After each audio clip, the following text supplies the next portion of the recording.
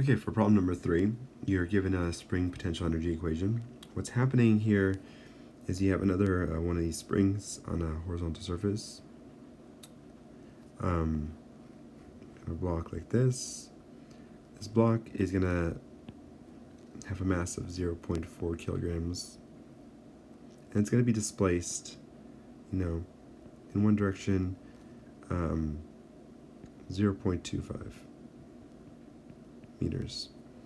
And so it'll bounce between those 2 points, right?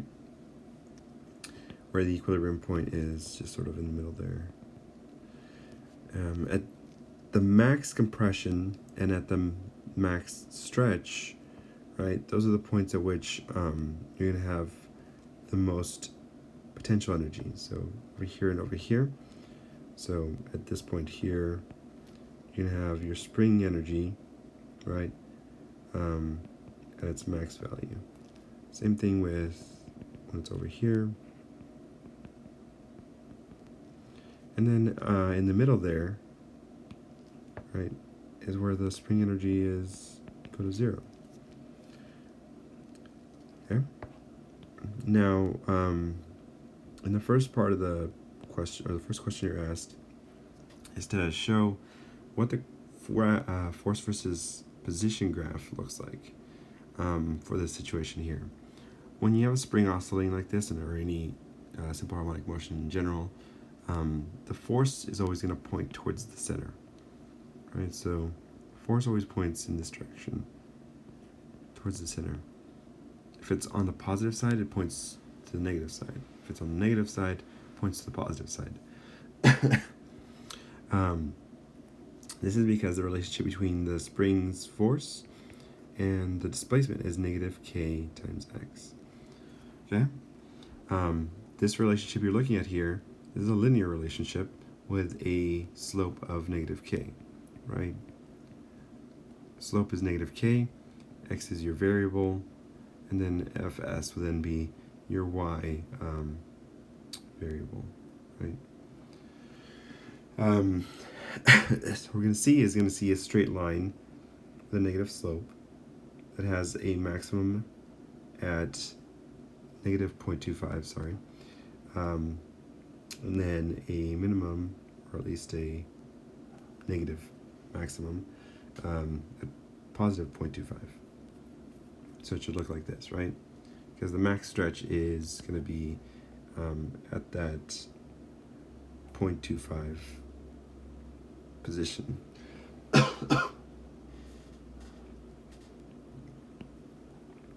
So then we're supposed to calculate the period oscillation. So for the period, we need to know, well, 2 pi square root of the mass over k. Mass is given to us in the problem. It's the 0.4 kilograms. K, however, we can only get that from thinking about potential energy, right? So in the graph here, our max potential energy at those points there is 10 joules, okay?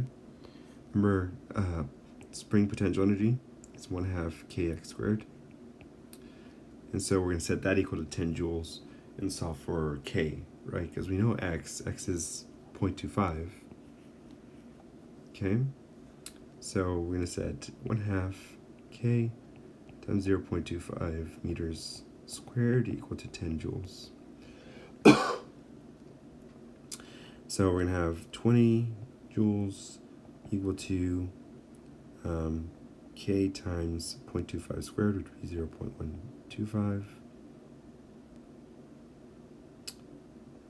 And we're going to divide both sides by that. So k is going to be equal to 320 newtons per meter. Okay? So then we can plug in for equation 2 pi square root of 0.4 kilograms over 320 newtons per meter. And this period is going to be approximately 0.22 seconds. Okay.